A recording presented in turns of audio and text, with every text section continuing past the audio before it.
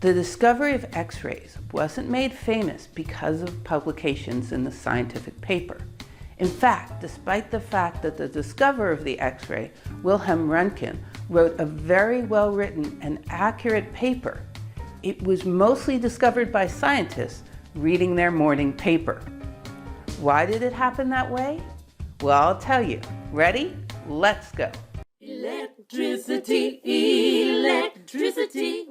On December 28, 1895, a small scientific paper connected to the University of Würzburg published a small paper written by a shy 50-year-old physicist named Wilhelm Roentgen. 7 weeks before, Roentgen had accidentally discovered that a covered vacuum tube could produce a new type of ray that had extraordinary power and could travel through skin and muscle, but would leave shadow images of bones. Roentgen also discovered that these rays, that he called X-rays to distinguish from other kinds of rays, could develop film. And for that reason, he asked his wife Bertha to hold her hand over a covered film and take the first medical X-ray. This ghostly image where her wedding ring hung suspended on her bones created an iconic look that were copied in many early medical X-ray photographs. However, Roentgen's paper, like every other article in that magazine, was not published with any pictures, and without the photographic evidence, Roentgen's conclusions seemed so outlandish that they might have been, as Roentgen's own friend said, looked upon as the hallucination of a sick mind or the trick of a practical joker. On January 5th, Roentgen took his photographs and his paper to a meeting of the Berlin Physics Society, where they and Roentgen were ignored in a secluded corner, hidden by many spectators. However, Roentgen also sent 12 copies of his paper with photographs to famous scientists throughout the world. One lucky recipient was a former co-worker of Roentgen's named Franz Exner. The same day Exner received the paper and photographs, Exner happened to have a large dinner party where he regaled his guests with this extraordinary tale over cigars. Exner's friend, Ernst Lecker, was fascinated and asked to borrow the paper and photographs to show his father. See, not only was Lecker a physicist who immediately understood the implications of Roentgen's discovery, he was also the son of the main editor of Vienna's biggest newspaper. That night, Lecker and his father wrote the first article about X-rays, titled A Sensational Discovery.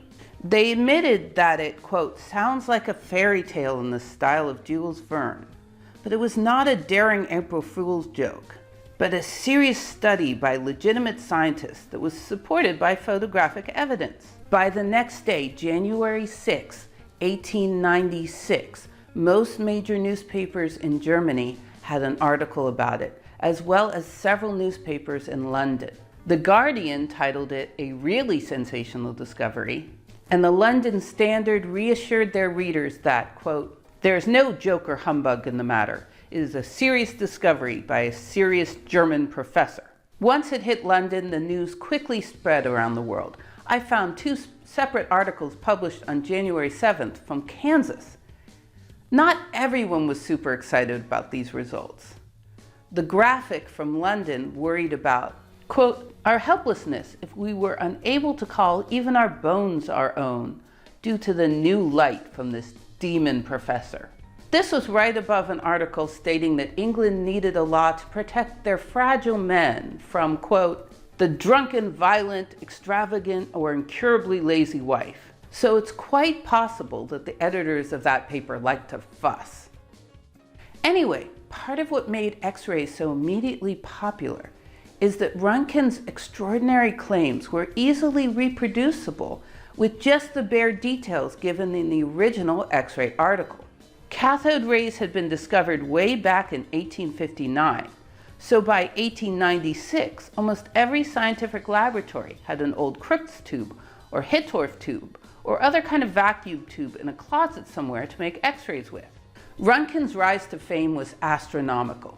By January 13th, just 8 days after the original article, Roentgen was invited by the Kaiser of Germany to give a private demonstration of his new rays. Roentgen then refused many offers to give public talks, but finally on January 23rd, he gave a sold-out talk at Roentgen's university. He was given a standing ovation even before he started talking. At this talk, Roentgen took another X-ray of a person's hand.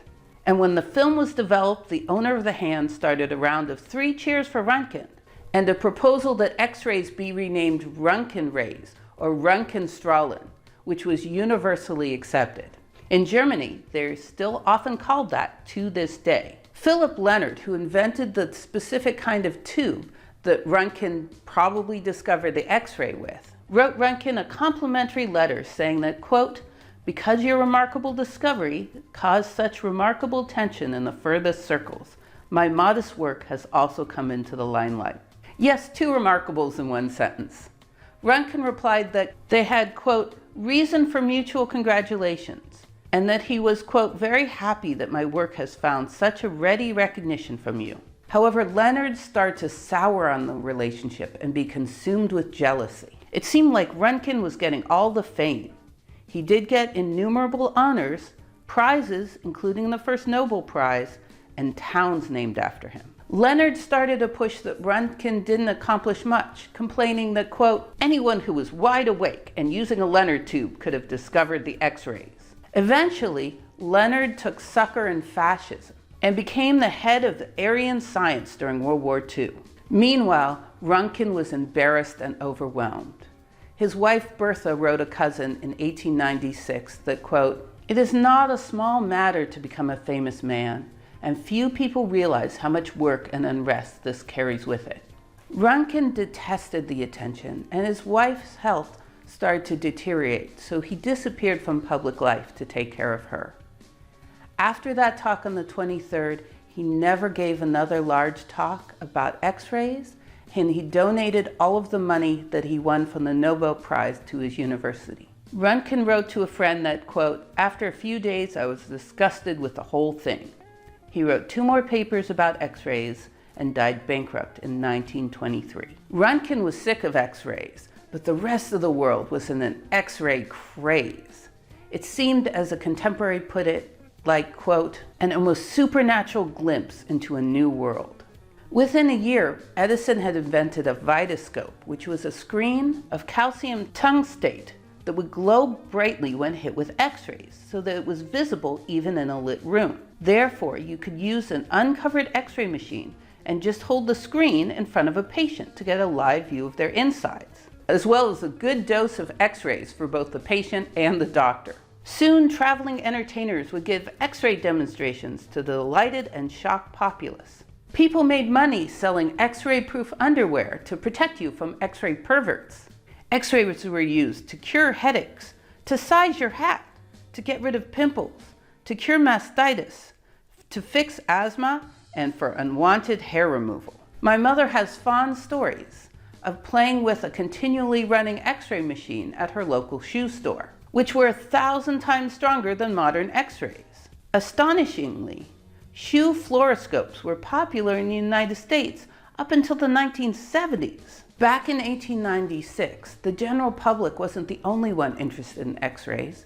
The scientific community was also blown away.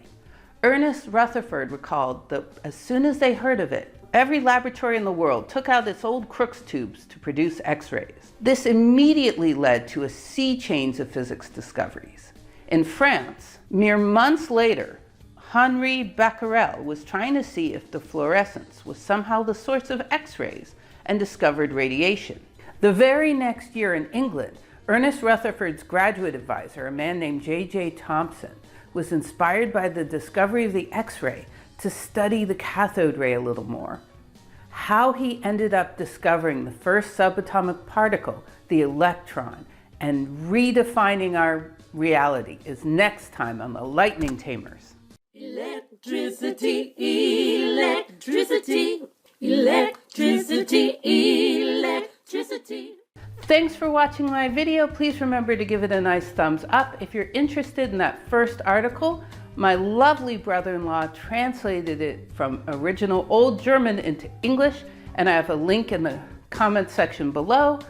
Also, if you're interested more in the physics of how the X-rays were developed, please watch my last videos, or how Leonard invented his tube. I also have a video on that. Okay, have a nice day, and don't forget to subscribe. I'm done with X-rays. I'm done with X-rays. Woo!